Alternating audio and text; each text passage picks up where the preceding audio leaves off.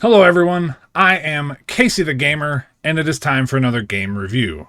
This time I am taking a look at another Konami classic, Contra for the NES.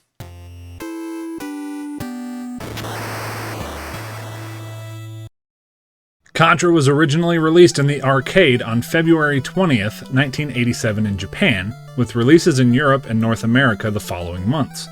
An NES version was made and released on February 2nd, 1988 in North America and February 9th, 1988 in Japan. For the review, I will be covering the NES version, as that is the one I grew up with. Contra, Super C, and Contra 3 were all games that I had growing up, and I played the hell out of them with my dad, my brother, and my sister. Trouble is, the games are hard as hell, and I've never beaten any of them. Until this review, I have finally managed to beat this one. Now let's talk about it.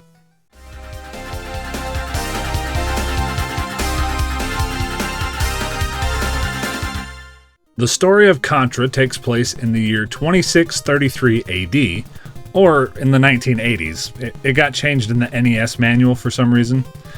Regardless of whether it takes place in the 2600s or the 1980s, your goal is to put an end to the evil organization Red Falcon.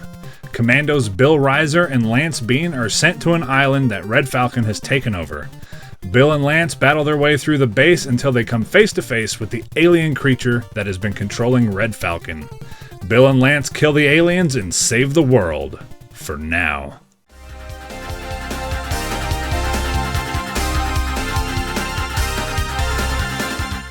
Contra features incredibly fun 2D side-scrolling run-and-gun gameplay with some platforming thrown in from time to time. The 2D run-and-gun gameplay is featured in 6 of Contra's 8 levels. The style of gameplay featured on the other 2 levels feature a third-person perspective where you have to kill the enemies and destroy the defense walls to proceed. Throughout the game, there are several upgrade capsules for your gun. You start with the standard gun, which isn't anything special, but it'll get the job done. The various upgrades include the machine gun, the laser, the fireball or flamethrower, the rapid fire, and the best one in the whole game, the spread shot upgrade. Seriously, get the spread shot and you're set, if you can hold on to it. Other things that pop out of the capsules include a force field, which will protect you from damage for a limited time, and then the final thing is called mass destruction, which is basically just a screen nuke. As I stated, Contra has 8 action-packed stages for you to blast your way through, or most likely die during. A lot. Anyway, 8 action-packed stages. Stage 1 is the jungle. Just run through and blast all the enemies that come your way. Get to the end and you are blocked by the defense wall. Take out the turrets and destroy the power core to open up the wall and proceed to Stage 2. Stage 2 is the base. The base is the first third-person stage. Do your best to dodge all of the enemies, or kill them, and the base's automated defenses as you destroy more defense walls to proceed. At the end of Stage 2, you have to fight the defense mechanism known as Garma Kilma. Destroy its power cores while avoiding gunfire, and Garma Kilma itself appears and shoots deadly rings at you. You are able to destroy the rings before they hit you, which is nice. Keep avoiding the gunfire of the turrets and focus fire on your target and it'll go down in no time. You are actually able to destroy the turrets, I just didn't. Stage 3 is the waterfall and involves a big vertical climb up while avoiding boulders and enemy gunfire. Make it to the top and battle the alien creature Gromites. Destroy the tentacles and then focus fire on Gromites' mouth. Keep it up and avoid its projectiles and this alien creature will die, opening the way for Stage 4. Stage 4 is the Base 2, which is the second third-person stage. It plays just like the last one, shoot the enemies and the defense walls to proceed, while avoiding the defenses and enemy gunfire. There's just a lot more thrown at you in this one. At the end, you encounter the boss Goto Muga. Similar to the boss on Stage 2, you have to destroy the power cores. Once you do, Goto Muga itself appears. Goto Muga is a pair of hovering automatons that create illusory images of themselves. You can only damage Goto Muga when the illusions disappear. Keep up the gunfire and destroy both of them. Stage 5 is the Snowfield. Enemies galore in this stage, as well as tons of explosives being thrown at you. Do your best to avoid them and take the enemies out. Throughout the stage, you'll encounter 2 heavily armored vehicles called Dogra. The Dogra take a ton of damage, and I never actually killed one. I got them really close, and then they just ran me over. but I was able to keep going past them. The boss at the end is called Goldoff. Goldoff is a hovering deployment vehicle. It sends out these mechanical devices and shoots projectiles at you. You can destroy the mechanical devices or dodge them, as well as dodge the projectiles. Keep shooting Goldoff when you can to destroy it. Stage 6 is the Energy Zone and features a ton of enemies and even more defenses to watch out for, namely the giant fire bars that pop out. Deal with the enemies and the fire bars and come face to face with the boss, Gordy. Gordy is a big, intimidating bastard for sure. Gordy mostly just runs at you and throws discs at you. Avoid the discs and shoot the hell out of Gordy. Once he gets close to you, if you time your jump right, you can jump over him. Continue to shoot Gordy to destroy him.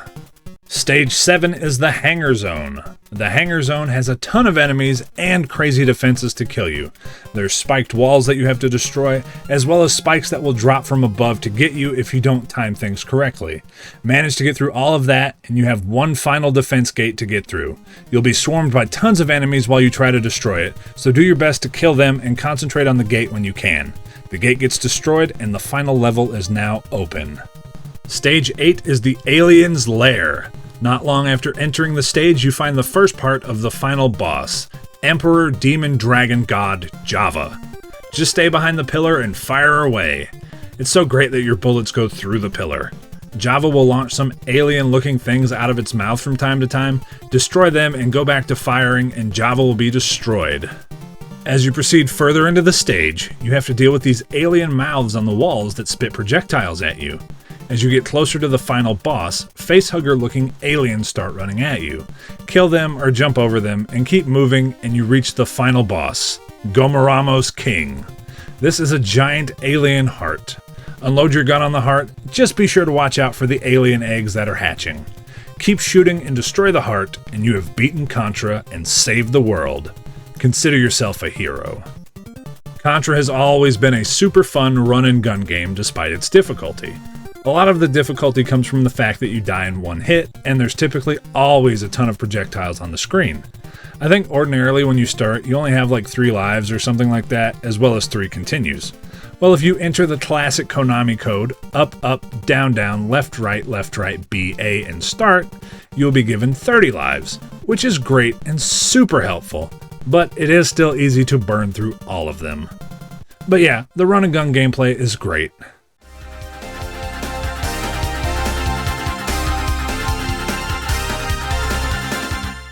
Contra features some incredible 8-bit pixel art graphics.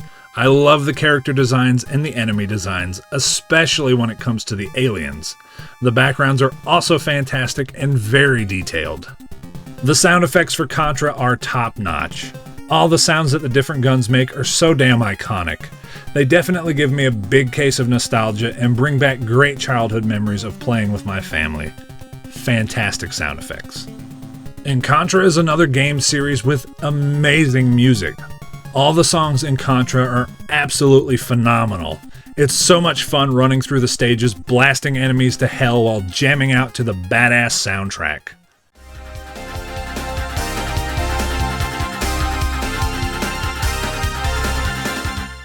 Contra for the NES is a fantastic game. I had a blast playing this game again, and I'm super happy that I was finally able to beat it. Contra is one of those franchises that has always been in my life for as long as I can remember. Even though we never got very far, it was always a great time playing with family and getting to hang out with them. Maybe one day I can get them to play again and see how far we get as a team. I think that'd be fun. Anyway, Contra is a blast despite its difficulty. It's a classic NES title and one I definitely recommend giving a try, especially with a friend. Thank you all so much for watching. I greatly appreciate it. Go ahead and like, comment, subscribe, and all that good stuff. And if you want to see more of me, you can catch me streaming all kinds of stuff over on my Twitch channel, which is twitch.tv/CaseyTheGamer91. And you can find the link for that down in the description below. I hope you all have a wonderful day, and I hope to catch you next time. Peace out.